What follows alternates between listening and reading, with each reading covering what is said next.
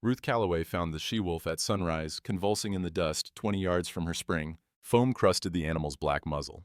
The smell hit Ruth first, bitter almonds mixed with sage, sharp enough to make her eyes water. Strychnine. She'd seen it before in trapped coyotes, but never this close to her water source. She knelt in the dirt, her hands steady despite the wolf's size. 90 pounds easy, maybe more. The animal's yellow eyes tracked her movements, too weak to run, too desperate to fight. Ruth could hear the labored breathing, each exhale wet and rattling like her husband's last hours 8 years back. Hoofbeats drummed behind her. She didn't turn. Woman's too soft for this country. Cleet's voice carried across the clearing, loud enough for the 3 ranch hands trailing him to hear. Her stepson sat his horse like he owned the morning. Your husband knew it, worked himself into an early grave trying to make up for it. Ruth's jaw tightened. She reached for the old dog collar hanging from her saddle horn, silver Mexican conchos her husband had, hammered himself, back when they'd had a cattle dog worth naming. Shoot that beast or I will, Cleet said. Ruth ignored him. She wrapped her arms around the wolf's chest and lifted. The animal's weight nearly buckled her knees, but she got it across her saddle anyway. That's when she saw them, 4 small shapes emerging from the rocks, high-pitched yips echoing off the canyon walls. Pups. The she-wolf had pups. The line camp sat 2 miles up from the valley floor, tucked against a granite outcrop where the spring ran year-round. Ruth rigged a travois from fallen pine branches and rope, lashed the wolf across it, and started the slow pull home. The pups followed at a distance, yipping when she moved too far ahead. Her shoulders burned by the time she reached the cabin. The wolf had thrashed twice during the journey, snapping at air, her body trying to reject the poison still burning through her gut. Ruth dragged the travois onto the porch and unwrapped the animal carefully. The she-wolf's breathing had gone shallow, each inhale a wheeze. Inside, Ruth lit the stove and set water to boil. She'd treated poisoned animals before, coyotes mostly, the occasional ranch dog that got into something it shouldn't. The trick was speed, get the poison out before it reached the heart. She mixed salt and warm water in a tin bowl, pried the wolf's jaws open, and poured it down her throat. The animal gagged, convulsed, and vomited across the cabin floor. Good. Ruth did it again, and again. The smell was rank, bitter almonds and bile, and something metallic underneath. The wolf's fever skin felt like heated stone under Ruth's palms. She wrapped the animal in a wet blanket, trying to bring the temperature down. The she-wolf had bitten herself during the convulsions. Deep gashes along her foreleg where teeth had torn through muscle. Ruth cleaned the wounds with boiled water and wrapped them in strips of old cotton. By the time coffee was percolating on the stove, the wolf's breathing had steadied, not healthy, but no longer dying. Ruth sat back against the wall, her shirt soaked through with sweat and wolf blood. That's when she noticed. The she-wolf's teats were swollen, leaking milk. A nursing mother. Those pups outside weren't just following, they were starving. Ruth stood, every muscle protesting, and opened the cabin door. Sunset had turned the sky orange and gold. The 4 pups huddled together 30 feet away, watching. She stepped aside, held the door wide. Come on then, get in here before you freeze.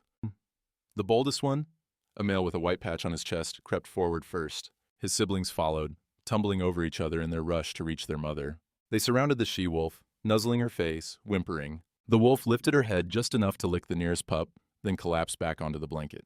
Ruth closed the door and poured herself coffee. 4 wolf pups and a dying mother, all crammed into her one-room cabin. Cleet's voice echoed in her head. Too soft for this country, maybe, but she'd be damned if she'd let them die alone. Town was 6 miles down the mountain, far enough that Ruth didn't make the trip unless she had to. She needed veterinary supplies, antibiotics if Doc Kern had any, antiseptic at minimum, and something to feed 4 wolf pups whose mother couldn't nurse. Red Bluff squatted in the valley like a collection of broken teeth. False front buildings lined a single dirt street, and the whole place smelled of horse manure and coal smoke from the blacksmith's forge. Ruth tied her mare outside the general store and stepped onto the boardwalk. 2 church ladies stopped talking the moment they saw her. Their whispers started up again before she'd taken 3 steps. Inside, the store was dim and cramped. Abel Sykes stood behind the counter, measuring out flour for a customer.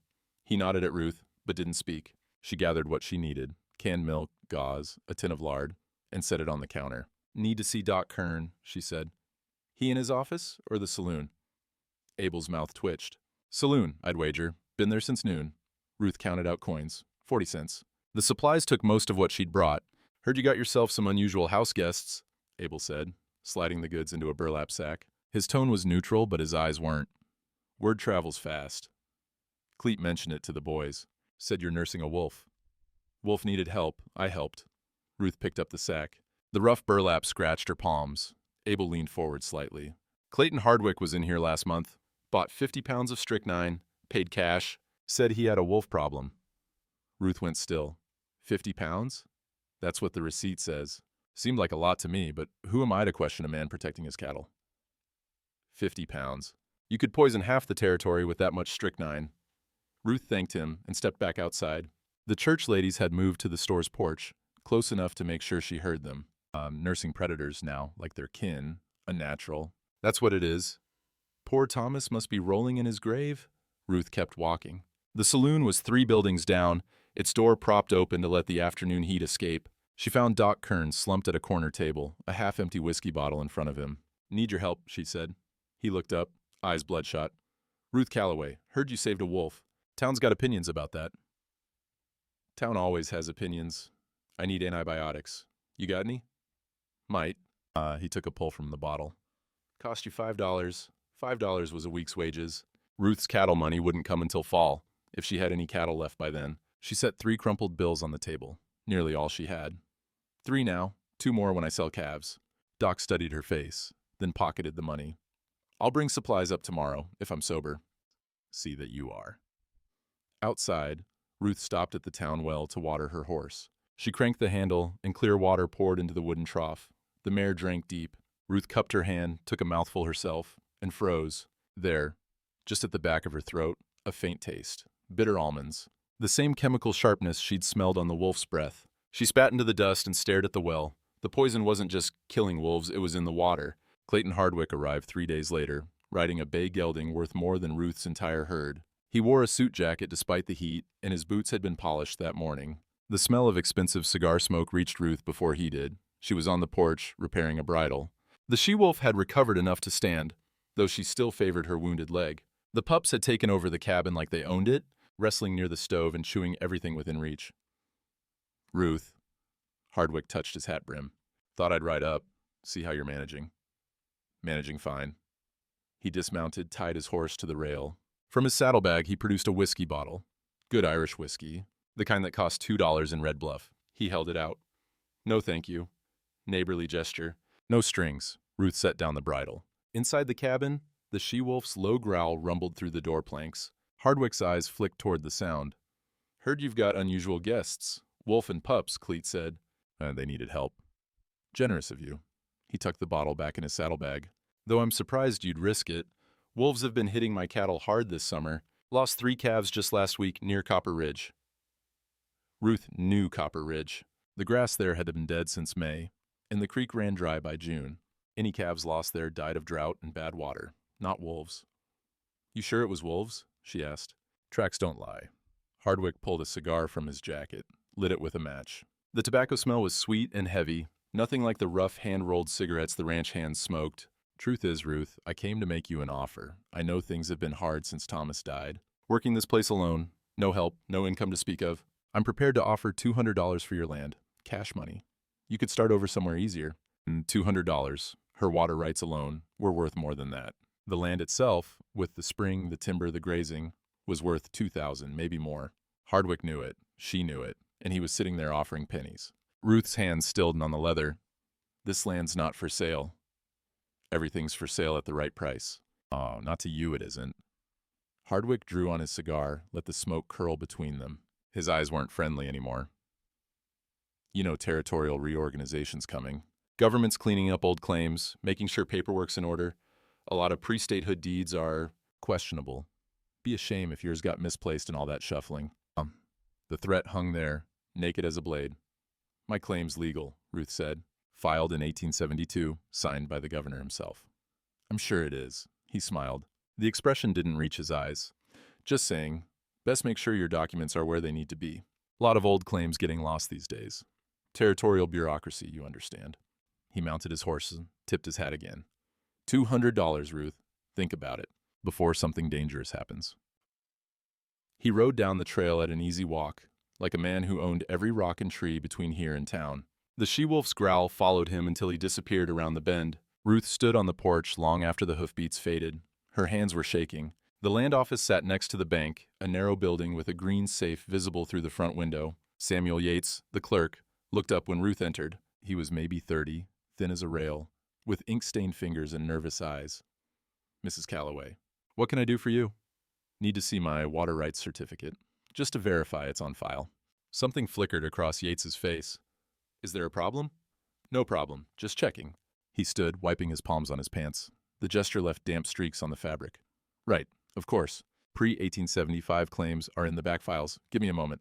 He disappeared into the back room. Ruth heard drawers opening, papers shuffling. The sound went on too long. When Yates returned, his face was pale. Miss Calloway, when exactly did you file your original claim? 1872. You know that, Samuel. My husband filed it himself. And you've had continuous use since then? Every day for 17 years. What's this about? Yates set an empty file folder on the counter. Ruth's name was written on the tab in faded ink. Inside, nothing, not a single paper. There seems to be some confusion, Yates said. His voice had gone higher. The certificate isn't here. Now that doesn't mean, where is it? I don't know. But under territorial reorganization, all pre-1875 claims need proper documentation. If we can't locate the original certificate, you'll need to refile. There's a $15 fee, and it requires 3 witnesses to swear to continuous use and proof of... I have a receipt for my filing fee. I have my copy of the claim. That's proof enough. Copies aren't sufficient for water rights, Mrs. Calloway. The original certificate must be on file with the territory. Otherwise, he pulled out a leather-bound registry, opened it to a marked page. Otherwise, any subsequent filer with proper documentation can supersede your claim. Ruth felt something cold settle in her chest. Who else has filed? Yates turned the registry toward her. His finger shook as he pointed to an entry dated 2 days ago. Clayton Hardwick, Box H Ranch. Water rights, claim, Calloway Spring and Associated Watershed, filed June 15, 1889. The date was yesterday. How long do I have? Ruth's voice sounded distant to her own ears. 90 days to produce the original certificate or reestablish your claim through legal proceedings. After that, he didn't finish. The door opened behind Ruth. Judge Margaret Brennan entered, her black coat dusty from travel. She was a circuit judge, only in Red Bluff 1 week per month. Her gray hair was pulled back tight, and her eyes missed nothing. Samuel, she said, heard you misplaced another claim document? Yates went white. Your Honor, this is just routine verification. Mrs. Calloway's claim is legitimate. I remember when Thomas filed it. I was clerking for Judge Walsh back then. She looked at Ruth, her expression hard. Find that document, Samuel, today. Yes, ma'am. But without the certificate, she has 90 days to reprove priority or any claim filed after. I know the law. Judge Brennan's voice could have cut glass. She turned to Ruth. Don't let him bully you. That certificate exists somewhere. We'll find it. But Ruth was staring at the registry, at Hardwick's signature, bold and confident across the page. She thought about the whiskey bottle, the neighborly visit, the threat wrapped in politeness. Best make sure your documents are where they need to be. He'd known. He'd known the certificate was missing before he rode up to her cabin, because he'd taken it. Ruth walked out of the land office into the afternoon heat. Across the street, Hardwick's buggy sat outside the bank. His bank. The one he'd bought last month, according to the gossip. 90 days. 3 months to prove ownership of land she'd worked for 17 years. 3 months before the only water source for 5 miles became Clayton Hardwick's property. And 4 wolves that needed her to stay alive long enough to set them free. Doc Kern was waiting on her porch when Ruth rode up at sunset. He sat on the steps, hat in his hands, looking more sober than she'd seen him in months. The tremor in his fingers gave him away, though. Withdrawal shakes, the kind that came when a man tried to dry out too fast. Ruth, he stood when she dismounted. Need to talk to you. Inside, the she-wolf lifted her head from where she lay near the stove. The pups had been wrestling, but they went still when the door opened, 4 pairs of yellow eyes tracking the stranger. The smell of wolf musk was thick in the closed cabin, mixed with the bitter scent of the poultice Ruth had made from sage and yarrow. Ruth poured coffee into 2 tin cups. The sound of it hitting metal was loud in the quiet. She handed one to Doc, watched his hands shake as he gripped it. You trying to quit? She asked. Trying. He took a sip, grimaced. Failing, probably, but I needed to be clear-headed for this. Ruth waited. Doc set the cup down, the rattle of tin on wood marking his unsteady grip. Hardwick paid me $20 over the past 2 years to file false rabies reports on wolves. The words hung between them like smoke. How many reports? Ruth's voice was flat. 8, maybe 9. Every time he wanted to justify a bounty hunt or explain dead cattle. Doc's face twisted. I'm a drunk and a coward, Ruth. I needed the money. $20 is 2 months of drinking, and He stopped, swallowed hard. I told myself it didn't matter, that the wolves were probably rabid anyway, or dangerous, or... But they weren't. No. He met her eyes. They weren't, and I knew it. I've been a veterinarian for 23 years. I know rabies when I see it. Those reports were lies, and I signed them because Hardwick paid me to. Outside, the evening wind moved through the pines. Inside, one of the wolf pups yipped softly, and the she-wolf answered with a low rumble. Not a growl, just contact, reassurance. "Why tell me now?" Ruth asked. "Because he's been doing this for 2 years. Blames wolves, poisons them, then buys out desperate ranchers when their cattle die of what he calls predation." Doc's hands tightened on the cup. "But it's not predation. It's drought and bad water and his own damn poison, and I won't let him use my name anymore. I won't sign another false report." Ruth studied him. The man was a wreck, red-eyed, shaking, his shirt collar stained with sweat, but his voice was steady. "You'll testify if it comes to that?" she asked. "In front of a judge?" "If I'm sober enough to stand." And he tried to smile. It didn't take. Hardwick keeps records, meticulous man. Everything documented in ledgers, purchases, expenses, payouts. He's got a poison shed at the Box H, keeps it locked, but the ledgers are there. If you could get them, that's theft. It's evidence. Ruth walked to the window. The sun had dropped behind the western peaks, turning the sky the color of a bruise. Doc Kern wasn't offering her much. The testimony of a town drunk, a hint about ledgers she had no legal way to access. But it was more than she'd had an hour ago. She turned back, crossed the room, and gripped his shoulder. The touch was brief but firm. "Thank you, Elias." He nodded, looked away. "I'm still a coward, but maybe I can be a useful one." A shadow moved at the edge of the clearing. Ruth saw it through the window. A man on foot, emerging from the tree line without a sound. She had her hand on her rifle before she recognized the walk. "We've got company," she said. Tobias Running Elk stood at the edge of the porch like he'd grown there. 61 years old, lean as jerky, with silver threading through his black hair. He wore buckskin and moccasins, and Ruth hadn't heard a single footstep. Even the wolves hadn't sensed him until he was 10 yards away. "You're getting careless," he said. "Had you been watching, you'd have seen me a mile back." "Toby?" Ruth stepped outside. "What brings you this far up?" "Heard you saved a wolf family. Heard Hardwick's trying to take your land." He looked at her with dark eyes that missed nothing. "Wolves are sacred. Your enemy is mine." Doc Kern emerged from the cabin, squinting at the newcomer. "You're Running Elk, Blackfoot." Was Blackfoot. "Now, I'm just an old man who doesn't much care for thieves." Toby reached into his shirt and pulled out a folded hide. He spread it across the porch rail. A hand-drawn map, charcoal marks on scraped deer leather, 7 X marks scattered across the territory like bullet holes. "Poison stations," Toby said. "Found them over the past month. All strychnine, all on small ranchers' land, all within 2 miles of water sources." Ruth leaned closer. The map showed her land, and the 6 properties surrounding it. The Brennan Brothers Ranch, the Miller Homestead, Old Dutch's timber claim. Everyone had an X near their creek or spring. "He's not just killing wolves," Ruth said slowly. "He's contaminating the water, blaming predators when the cattle die." Wettebee's finger traced a line from each X to the nearest ranch house. "Pattern's clear. Poison the wolves, poison the water, wait for ranchers to fail, buy them out cheap." Inside the cabin, the wolf pups had started play fighting again. The sounds, yips and small growls and bodies tumbling across the floor, were almost cheerful. The she-wolf watched from her place by the stove, calm now, healing. "I can get into his poison shed," Toby said. "Get the ledgers Doc mentioned. Hardwick won't know I was there." "That's trespassing," Ruth said. "You'd be arrested." Toby's smile was thin and hard. "Hardwick's father killed my brother in '68, shot him for being on white land that had been Blackfoot for 10 generations. I've been trespassing on stolen land for 20 years. What's one more night?" Ruth looked at the map again. 7 poison stations, 7 ranches at risk. Her spring was just one of many. "When?" she asked.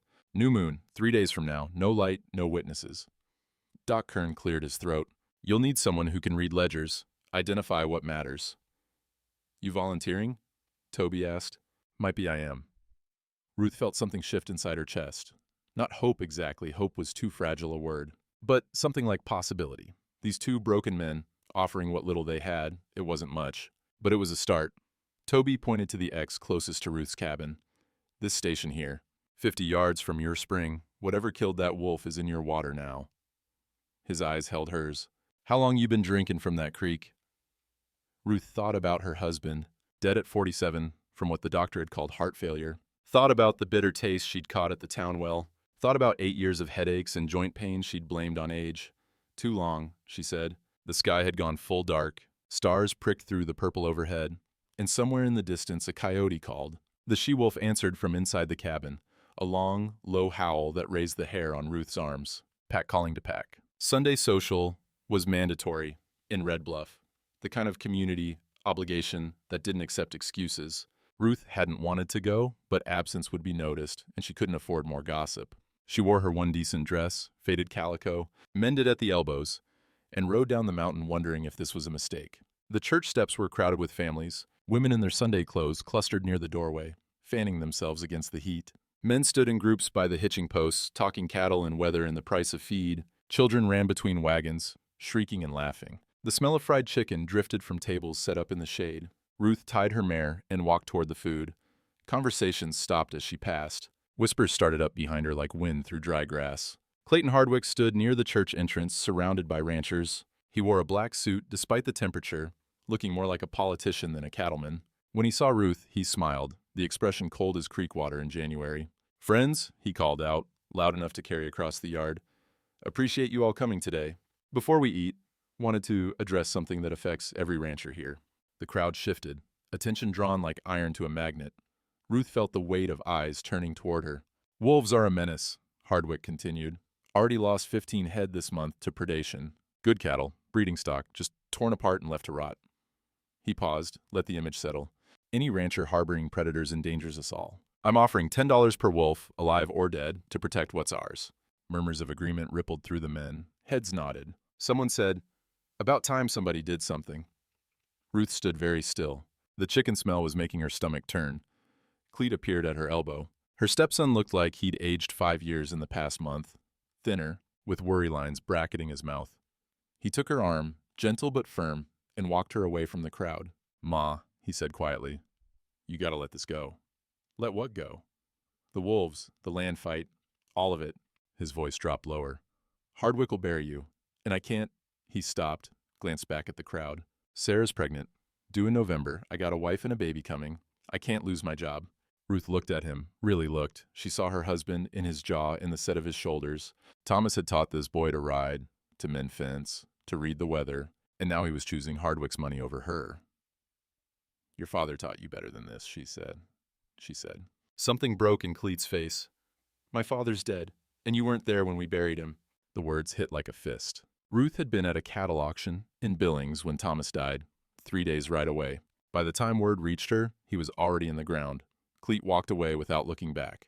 His shoulders were hunched, hands shoved in his pockets, and Ruth understood with sudden clarity that she'd just lost her son for the second time. The social blurred after that. She took a plate of food she couldn't eat, stood at the edge of the gathering, and counted the minutes until she could leave without causing more talk.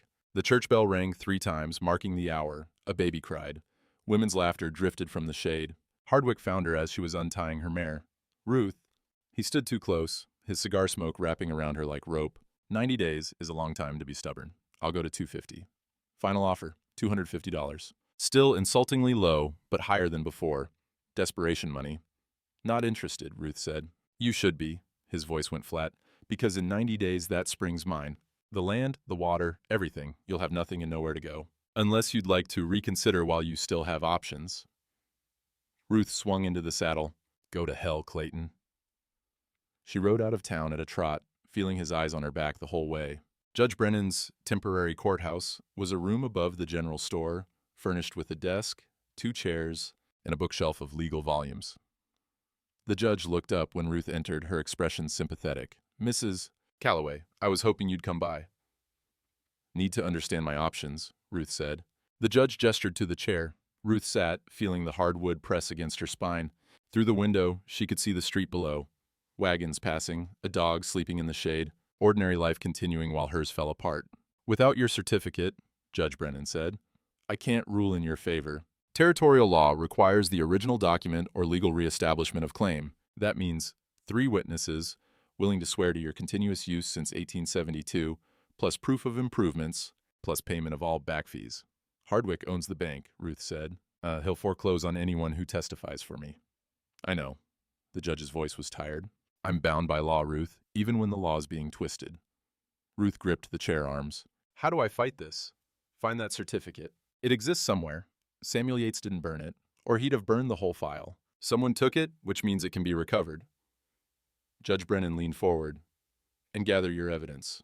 Water contamination, false reports, systematic fraud. Build a case strong enough that even Hardwick's lawyers can't tear it down. Ruth nodded, though the task felt impossible. She stood to leave, then paused. What about my savings? I'll need money for legal fees. You banked with Hardwick's outfit? Only bank in town. Something flickered in the judge's eyes. Check your balance, today. The bank was across the street. A brick building with Hardwick's name painted above the door in gold letters. Inside, it smelled of ink and ledger paper and old money. The manager, a thin man named Phillips with spectacles and a nervous habit of licking his lips, looked up from his desk. Mrs. Calloway, how can I help you? Need to withdraw my savings? $83. Phillips opened a ledger, ran his finger down the column. I'm afraid there's been an error in your account. Ruth's chest tightened. What kind of error? Shows here you have $12. The rest was withdrawn to cover a lien on your property taxes. That's a lie. I paid my taxes in March. Have the receipt. Phillips turned the ledger toward her. The numbers were there in black ink. A $71 withdrawal dated last week. Notation, property tax lien, Box H ranch holder. Your receipt isn't in our files, Phillips said. His voice had gone apologetic, but his eyes stayed flat. Without documentation, we have to assume. You assume nothing. That's theft. That's banking, Mrs. Calloway. He closed the ledger with a soft thump. If you can produce your original tax receipt and have it verified by the territorial office, we can investigate the discrepancy. Until then, your balance is $12. Ruth walked out before she said something that would land her in jail. Her hands were shaking. $71 gone. Everything she had, except the $12 left, and the land Hardwick was trying to steal. She stood on the boardwalk, breathing hard. The afternoon sun beat down like hammers. Across the street, Judge Brennan watched from her window, her face grim. 90 days, no certificate. No money, no witnesses willing to risk Hardwick's revenge. And 4 wolves that needed feeding every day until they were strong enough to survive without her. Ruth untied her mare and started up the mountain trail. The ride home took an hour. The sun was dropping toward the western peaks when she crested the final ridge and looked down at her cabin. Smoke rose from the south fence line in a thin gray column. Fire! Ruth kicked her mare into a gallop. The fence section was still smoldering when Ruth arrived. 50 yards of wire cut and burned, the posts blackened and cracked. The smell of kerosene hung thick in the air, mixed with charred wood and sage. Survey stakes with red flags had been driven into the ground. Hardwick's markers, claiming 200 yards of her land. Toby was already there, crouched near the burned wire, reading sign. He looked up when Ruth dismounted. 4 men, kerosene. Did this 2 hours ago. He pointed to hoof prints leading back down the mountain. Wanted you to know they'd been here. Inside the cabin, the she-wolf stood at the window, hackles raised. The pups pressed against her flanks, sensing danger. Ruth checked them quickly, all unharmed. The wolves hadn't been the target. The message was. She grabbed wire cutters and a hammer from the shed.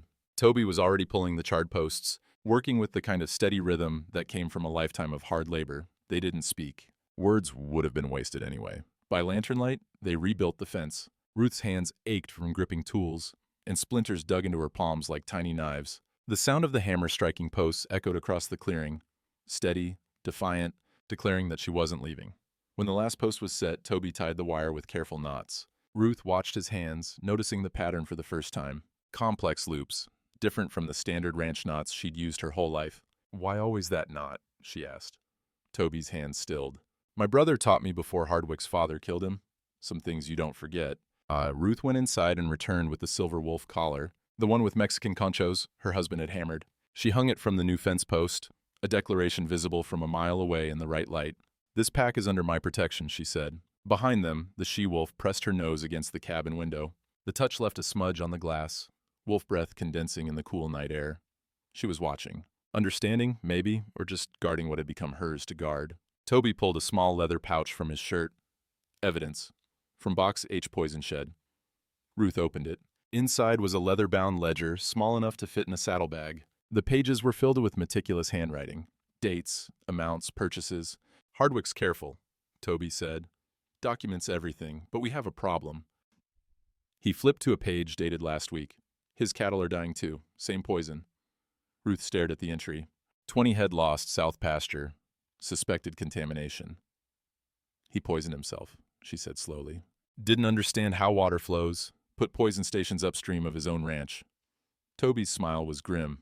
Greed makes men stupid. Doc Kern arrived at dawn, sober and shaking, but present. He carried a wooden case filled with glass vials and testing reagents, the tools of his trade, kept functional despite years of neglect. The chemical smell was sharp and clean, cutting through the cabin's wolf musk and coffee. Ruth led him to the spring. Clear water bubbled up from between granite rocks, same as it had for 10,000 years. She'd drunk from this spring every day since Thomas built the cabin. It looked pure as snow melt. Doc filled a vial, added 3 drops of reagent. The water turned pale yellow. He added another drop. The yellow deepened to amber. "Strychnine," he said. His voice was steady despite his trembling hands. "Trace amounts. Not enough to kill a human immediately, but over months." He looked at Ruth. "Your husband." "That's probably what, I know." Ruth's throat was tight. "Finish the test." He took 3 more samples from different points along the creek. All tested positive. The poison was in the watershed, spreading through groundwater, contaminating everything downstream. Inside, they spread Toby's stolen ledger on the table. Doc read through the entries, his veterinarian's training making sense of the purchases and dosages. 50 pounds of strychnine, bought March 1889. He tapped the page. That's enough to poison a watershed. Industrial quantity.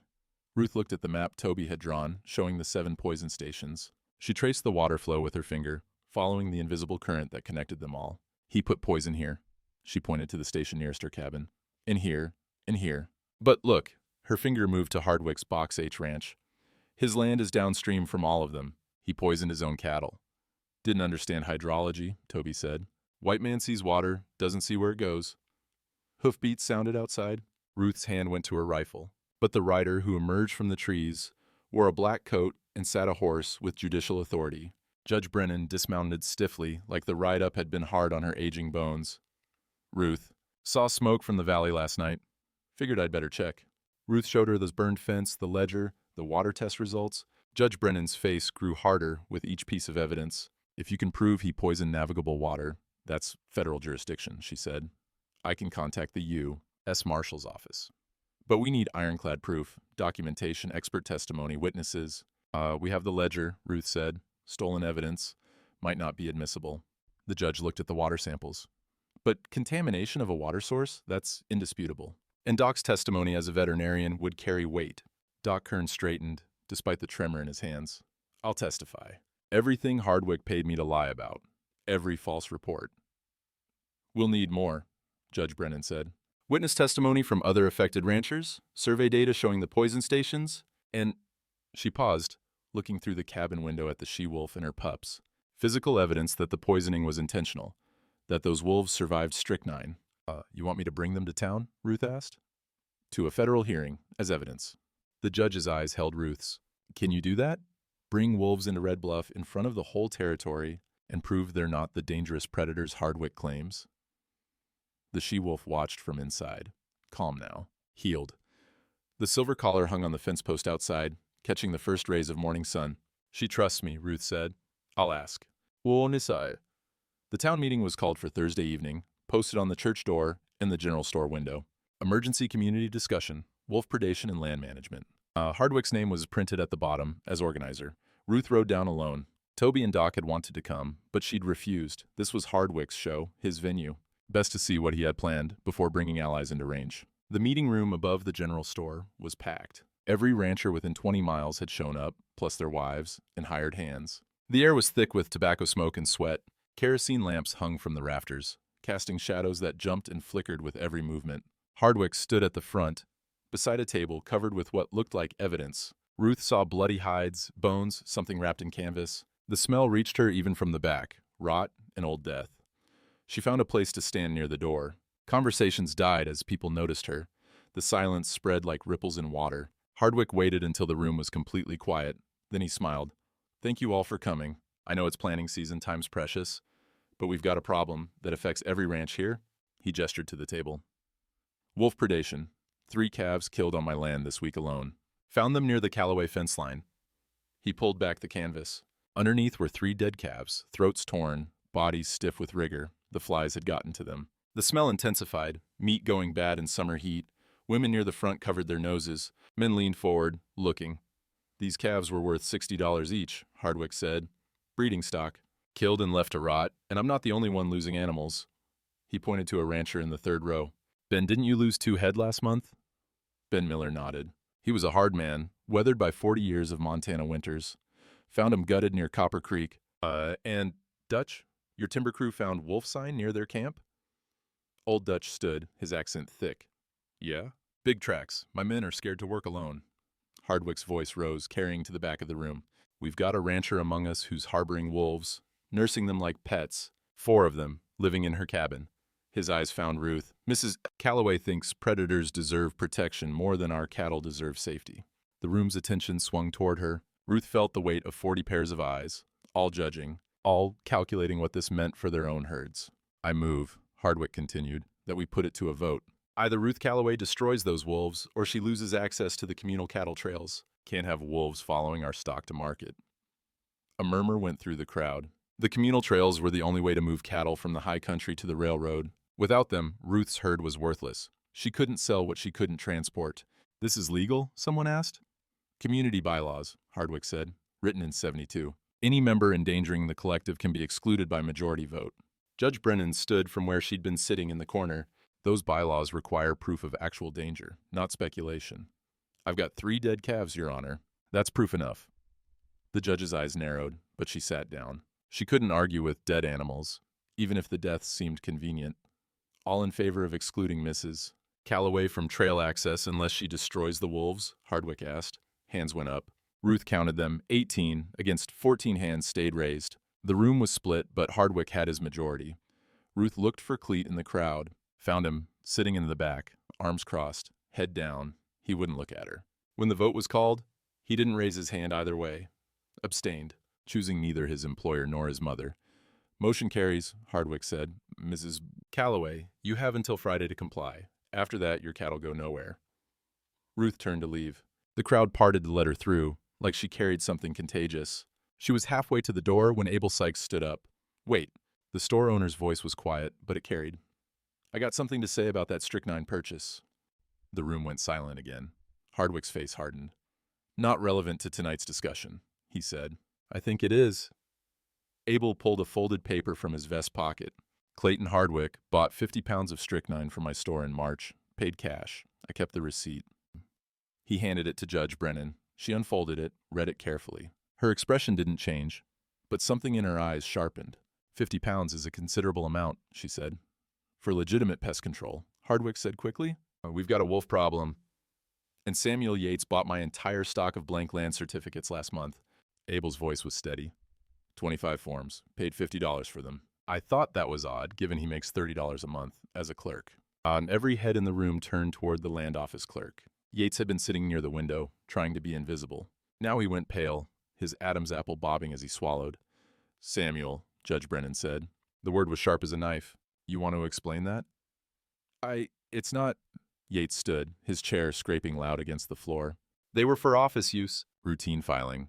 25 blank certificates. For a town with maybe 50 active claims, the judge stood, and despite being half Yates's size, she seemed to fill the room.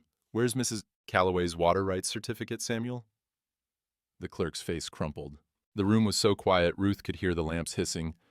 My boarding house, he whispered, hidden in my Bible. The words fell like stones into water. Ripples of shock spread through the crowd. Men turned to each other, whispered conversations starting up. Women's eyes went wide. You stole it?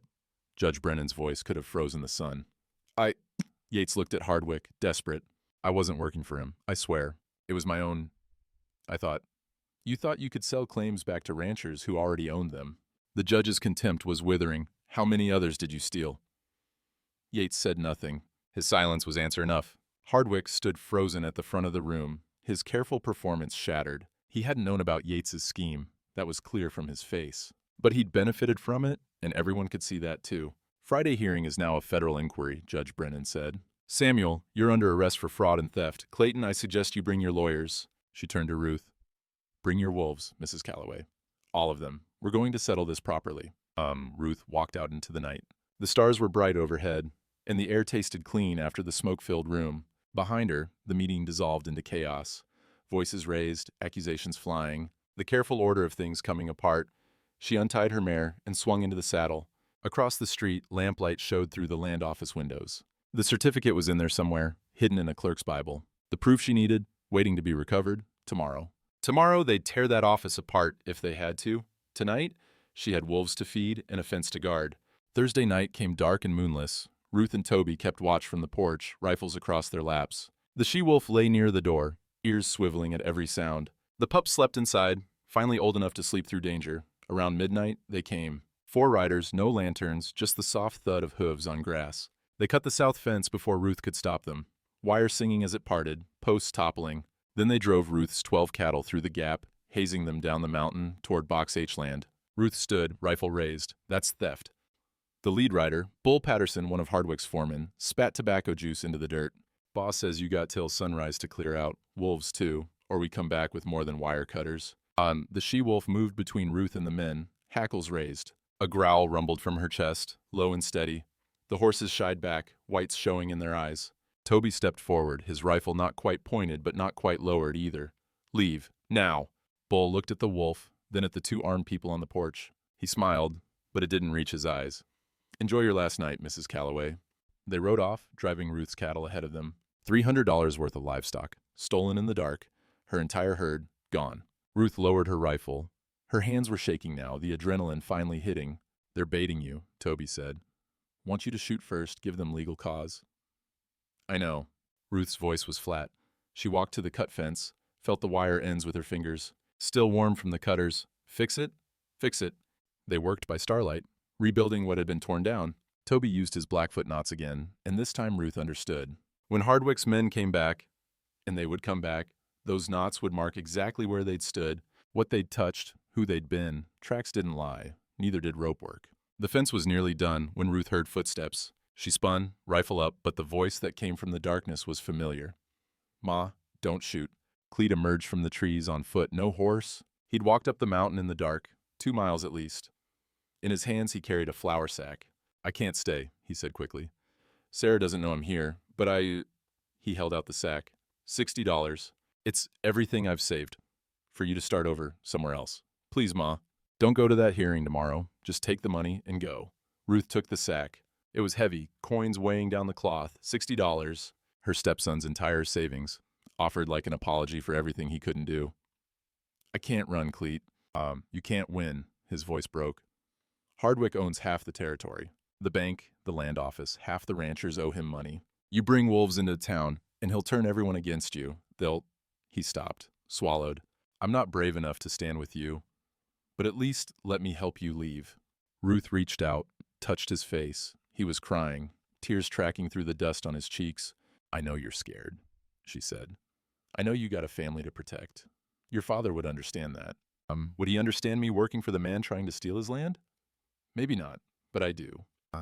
She pressed the flour sack back into his hands. Keep it. You'll need it more than me.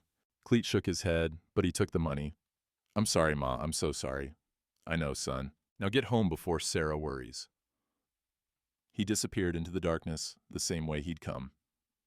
Silent, alone, carrying his guilt like stones. Dawn broke clear and hot. Doc Kern arrived first, sober for 72 hours straight, his hands still shaking, but his eyes clear. Then 3 neighboring ranchers rode up, men whose claims had also gone missing, who'd lost cattle to mysterious deaths, who'd decided that maybe Ruth Calloway's fight was their fight too. They rebuilt the cut fence together, a dozen hands working in rhythm. The sound of hammers on posts echoed across the clearing like a heartbeat. Steady, defiant. The smell of pine tar and sweat mixed with morning coffee as Ruth kept a pot going for the workers. Fence mending, old Ben Miller said, driving a post. My father used to say you can tell a man's character by his fences, whether he maintains them, whether he respects his neighbor's boundaries. Hardwick doesn't respect anything but money, another rancher said. Then we teach him different. By mid-morning, the fence was stronger than it had been before. The men stood back, surveying their work. Ruth brought out the silver wolf collar and hung it on the center post, a declaration visible for miles. Inside the cabin, Ruth fashioned lead ropes from braided leather. The she-wolf watched, wary but curious. Ruth approached slowly, speaking low and steady. Need your help tomorrow. Need you to trust me one more time. She slipped the collar over the wolf's head. The animal tensed, then relaxed. The silver conchos caught the light, transformed from memorial to promise. Outside, Toby was teaching the men to read wolf tracks in the dust, how to tell a hunting pack from a migrating family, how to see the difference between predation and survival. These wolves didn't kill Hardwick's calves, he said. Wolves don't waste meat, they eat what they kill. Those calves died of drought and bad water, then scavengers got to them after. The men listened, learning, believing. Ruth stood on her porch and watched the sun climb. Tomorrow, she'd walk 4 wolves into Red Bluff. Tomorrow, she'd face down a cattle baron in front of the whole territory. Tomorrow, she'd either win back her land or lose everything. But tonight, her fence stood strong. Her allies surrounded her, and the wolf at her side wore silver like armor. The federal hearing was set for 10 o'clock Friday morning. Ruth arrived an hour early, leading 4 wolves on braided leather leads. The she-wolf walked at her side, calm and steady. The 3 adolescent pups, nearly full-grown now, followed behind, their yellow eyes taking in the strange new world of human buildings and crowds. Red Bluff's town hall had never been so packed. Every rancher within 50 miles had shown up, plus their families, plus curious townspeople who'd heard rumors about a widow bringing wolves to court. They lined the walls, filled the benches, crowded the doorway. The smell of unwashed bodies and tobacco smoke was thick enough to taste. Ruth walked down the center aisle. Conversations died. Mothers pulled children back. Men's hands drifted toward holstered pistols, though no one drew. The she-wolf's presence commanded that much respect at least, fear maybe, but respect too. Judge Brennan sat at the front table, flanked by law books and legal documents. To her left sat a man Ruth didn't recognize. Late 50s, gray beard, wearing a badge that caught the lamplight. U.S. Marshal, based on the federal insignia. Hardwick occupied the right side of the room with 3 lawyers in expensive suits. He looked confident, almost bored, like this was an inconvenience rather than a trial. Ruth tied the wolves to an iron ring set in the floor, meant for restraining prisoners, but it would hold. The she-wolf lay down immediately, teaching the pups by example. They settled around her, forming a protective circle. Judge Brennan's gavel cracked once. The room fell silent. This hearing concerns water rights claims, land fraud allegations, and environmental contamination in territorial Montana. Mrs. Ruth Calloway, you may present your case. Ruth stood. Her mouth was dry, her hands steady. Your Honor, I'm here to prove that Clayton Hardwick has engaged in systematic fraud to steal land through poisoning, water sources, and falsifying documents. One of Hardwick's lawyers stood. Objection. These are serious accusations without... She'll provide evidence, Judge Brennan said. Sit down, counselor. Ruth laid out her case piece by piece. First, Doc Kern's testimony. He stood at the front, hands shaking but voice clear, and confessed to filing 8 false rabies reports at Hardwick's request. $20 per report, each one justifying a wolf hunt that wasn't needed, blaming predators for cattle deaths caused by other factors. I'm a drunk and a coward, Doc said, but I won't lie for him anymore. Those reports were fraudulent. I knew it then, I know it now. Next came Abel Sykes with the strychnine purchase receipt, 50 pounds, bought in March, signed by Clayton Hardwick himself. The paper was passed to the marshal, who examined it carefully. 50 pounds is industrial quantity, Doc added. Far beyond what's needed for controlling predators. That's watershed poisoning amounts. Ruth presented the water test results. Samples from her spring, from the town well, from 3 neighboring ranches. All showed strychnine traces. Doc explained the chemistry, the dosages, the timeline of contamination. Then came Toby's map, showing 7 poison stations scattered across small ranchers' land, all positioned near water sources. The pattern was undeniable, systematic, calculated, designed to contaminate and destroy. And here, Ruth said, pointing to the map, is Box H Ranch. Notice it's downstream from all 7 stations. Mr. Hardwick placed poison upstream of his own property. Murmurs rippled through the crowd. Hardwick's lawyers leaned together, whispering urgently. Ruth held up the stolen ledger. This is Mr. Hardwick's own record book, taken from his poison shed. It documents every purchase, every placement, every objection. The lead lawyer was on his feet. That ledger was obtained through trespassing and theft. Inadmissible evidence. Judge Brennan looked at the marshal. He stood slowly, his badge glinting. Actually, the marshal said, that ledger is part of an ongoing federal investigation.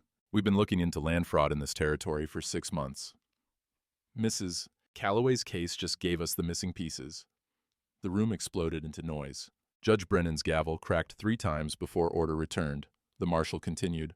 We've documented 12 ranchers whose land claims mysteriously disappeared from territorial files. All small operations, all with valuable water rights, all pressured to sell to Mr. Hardwick at below market prices. He looked at Ruth. Mrs. Calloway's evidence, the poison stations, the water contamination, the systematic pattern, proves this wasn't random. It was organized criminal activity.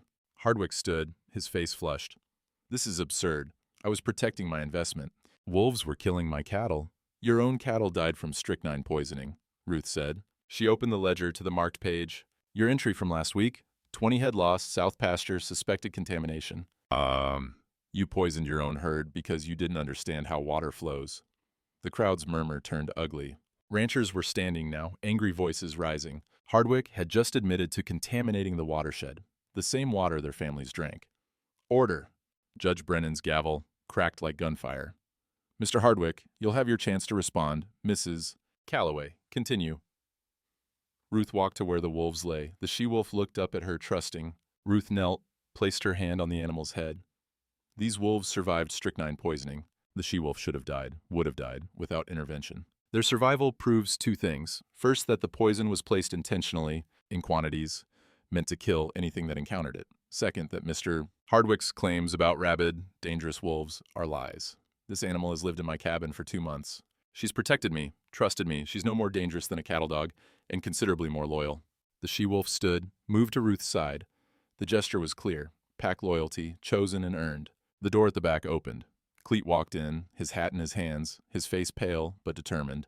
Every eye in the room turned toward him. Your Honor, he said, I'm Clayton Hardwick's foreman, and I'd like to testify against him. Hardwick's face went white, then red. You'd betray me? After everything you've done, Cleet said. He walked to the front, stood beside Ruth. I've watched you for 3 years, seen how you operate. The threats, the bribes, the systematic destruction of families who wouldn't sell. He pulled a folded paper from his pocket. This is a list of every rancher you forced out since 1886. 19 families. All told their land was worthless. All bought out for a fraction of true value. And that's business, one of Hardwick's lawyers said quickly. Legal negotiation. It's fraud when you're poisoning their water first. Cleet's voice was steady. I drove fence posts at 7 locations. Posts that marked where boss wanted pest control set up. I didn't know what it meant then. I know now. He looked at Ruth. I'm choosing her. Should have done it months ago. The marshal took the list, scanned it.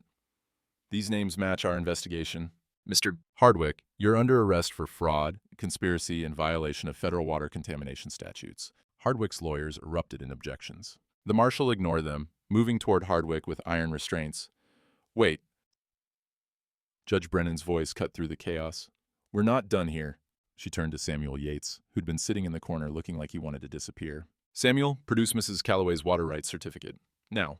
Yates pulled a yellow document from inside his jacket. He'd brought it, knowing this moment would come. Judge Brennan examined it, verified the signatures, then held it up for the room to see. Certificate of Water Rights, filed 1872, signed by Territorial Governor Benjamin Potts. Legitimate and legally binding. She set it on the table with a sharp crack. All subsequent filings on this water source are void. She opened the Territorial Registry, drew a line through Hardwick's claim with deliberate strokes. My ruling, all forged land deeds are void. Original claims for 12 affected ranchers are hereby restored. Clayton Hardwick is fined $10,000 in restitution, to be distributed among defrauded parties. Box 8 ranch assets are frozen pending criminal trial. She looked at Hardwick, her expression hard as granite. And you'll face federal charges for environmental crimes that endangered this entire territory.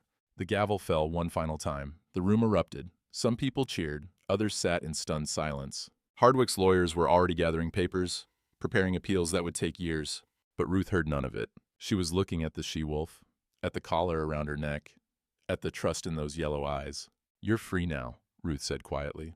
Take your family home. And 3 days after the hearing, Ruth led the wolves to high country. The meadow lay 6 miles north, protected federal wilderness where no rancher could legally pursue them. The grass grew thick there, and a creek ran year-round, fed by snowmelt from the peaks. The community followed. Not everyone. Hardwick's supporters stayed away. But 12 ranching families made the pilgrimage. They rode in silence, respecting what was happening. Even the children were quiet, understanding somehow that this was sacred. Ruth stopped at the meadow's edge. The wolves had been restless all morning, sensing freedom ahead. The she-wolf stood at attention, nose testing the wind. Her pups, nearly adult now, strong and healthy, pressed close to their mother. Ruth knelt and removed the silver collar. The conchos caught the sunlight, flashing like signals. She ran her fingers over the metalwork one last time. Her husband's hands had shaped this, back when the world made sense. You're free, she said. Take your family to safety. The she-wolf looked at her for a long moment. Those yellow eyes held something Ruth couldn't name. Not human emotion, but recognition, acknowledgement, the understanding that passes between beings who've survived something together. Then the wolf turned and moved toward the tree line. Her pups followed, their gait shifting from domestic caution to wild confidence. At the forest edge, The she-wolf paused, looked back once, then disappeared into the shadows, her black coat melting into darkness between the pines. The youngest pup, the one with the white chest patch, lingered a moment longer. He looked at Ruth, head tilted, then bounded after his family. Gone. Ruth stood in the empty meadow, collar in her hands, throat tight. Behind her, she heard Toby speaking low in Blackfoot, words she didn't understand but felt anyway, a blessing, a prayer for the pack's survival. She walked to the fence post that marked the meadow boundary and hung the silver collar there. A marker, a memorial, a promise kept. The family stood witness, silent and respectful. Then, without anyone suggesting it, they turned and rode back down the mountain, together. Ruth stayed alone until sunset. The solitude felt different now, chosen rather than imposed. She could leave this meadow and return to people who'd stand with her. That made all the difference. 1 month later, the first Saturday after summer solstice, 12 ranching families gathered at Ruth's line camp. They brought tools, lumber, wire, and enough food to feed an army. The smell of coffee and frying bacon drifted across the clearing by dawn. Fence Mending Day, they were calling it. The first annual gathering, though nobody had voted on it or made it official. It had simply happened, the way good traditions do, growing from need and community rather than decree. Cleet worked beside Ruth, driving posts with the steady rhythm of a man who'd done this work his whole life. They didn't talk much. The labor said what words couldn't. He was here. That was enough. Sarah had the baby last week, he said during a water break. Boy, thought we might name him Thomas. If that's all right with you. Ruth's hands stilled on her canteen. Your father would have liked that. I know. Cleet looked at her, finally meeting her eyes straight on. Ma, you're here now. That's what matters. They went back to work. Hammer strikes echoed across the clearing, steady as heartbeats. Doc Kern moved between work crews with his medical bag, treating blisters and checking on old Ben Miller's bad knee. 90 days sober now, his hands barely shook. He'd reopened his veterinary practice, and half the territory was bringing him animals to heal. Judge Brennan arrived at noon with official papers, Ruth's water rights certificate, now properly filed and sealed, plus a congressional commendation for exposing territorial land fraud and protecting federal waterways. She presented them formally, then grabbed a hammer and helped raise a new gate. By evening, every fence on Ruth's property had been checked, mended, or replaced. The work crews packed up their tools and gathered for supper. Venison stew and fresh bread, eaten standing or sitting on fence rails, talking and laughing as the day cooled. Same time next year, Ben Miller asked. Same time, Ruth agreed. The families drifted home as the stars came out. Ruth stood on her porch, watching them go. Lamplight from distant cabins dotted the valley below. Each one a family, a story, a life continuing. She checked her fence line at dawn the next morning, same as always. The ritual had returned, familiar and grounding. But something was different. Fresh tracks in the dust near the spring. Large paw prints, 4 of them with smaller tracks alongside. The she-wolf's pack returned to drink from Ruth's water. Ruth knelt, touched the tracks gently. Still damp, left within the hour. The wolves were close, watching maybe. Or just passing through on their way to wherever wolves went when humans weren't watching. She walked to the fence post where she'd hung fresh wildflowers beside the memorial collar. The silver conchos were tarnished now, weathered by a month of sun and rain, but they still caught the light when the angle was right. The fence stood strong, the water ran clear. The community had learned to mend what was broken rather than abandoning it. Ruth poured herself coffee and sat on the porch steps, watching the sunrise paint the mountains gold. Somewhere, in the high country, a wolf howled, long and clear and free. Another answered, then another, pack calling to pack. Inside the cabin, everything was quiet. No wolf pups wrestling. No she-wolf watching from the window. Just Ruth's space again. Solitary but not lonely. Exactly as it should be. Cleet's voice drifted up from the trail. He was coming back, probably forgot some tool. His boy would grow up knowing this land, learning to mend fences and respect boundaries and stand up when standing mattered. Some things, once broken, could be mended. The trick was knowing what was worth the effort and then doing the work whether anyone was watching or not. Ruth sipped her coffee and waited for her son to arrive. The dust had settled. But the story, Ruth Calloway's story, that one would hold for a generation, maybe longer. Now, I reckon there's folks who'll say Ruth Calloway got lucky. Lucky the marshal was already investigating. Lucky Judge Brennan had a spine. Lucky those wolves survived long enough to matter. But anyone who's worked Montana land knows luck's got nothing to do with it. Ruth did what her husband taught her. Protect what's yours, not with lawyers or money, but by being too stubborn to quit. She saved 4 wolves because it was the right thing, not because it was smart. Turned out being right was smart, but she didn't know that when she knelt in the dust beside a dying she-wolf while the whole town called her soft. The thing about dignity, real dignity, is it can't be stolen, only surrendered. Hardwick tried to buy Ruth out, threaten her out, starve her out. But dignity isn't about having money or papers or even water rights. It's about knowing who you are when everyone's watching you fall and choosing to stand anyway. Those wolves taught Ruth something she'd forgotten in 8 years of widowhood. Survival isn't the same as living. You can survive alone, sure. She'd done it long enough. But living, that takes a pack.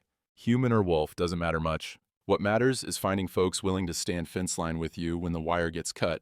The spring still flows at Ruth's line camp. Runs clear now, tested monthly by territorial inspectors. The she-wolf's pack drinks there every summer, like clockwork. Ruth sees their tracks, never the animals themselves. Wolves know better than to trust too much. But every dawn, Ruth walks her fence line. And every dawn, somewhere in the high country, a black she-wolf does the same. 2 survivors, protecting what's theirs. 2 creatures who chose living over hiding. The dust has settled in Red Bluff. But Ruth Calloway's story? That one won't settle for a generation. Some things, once they're mended, hold stronger than new.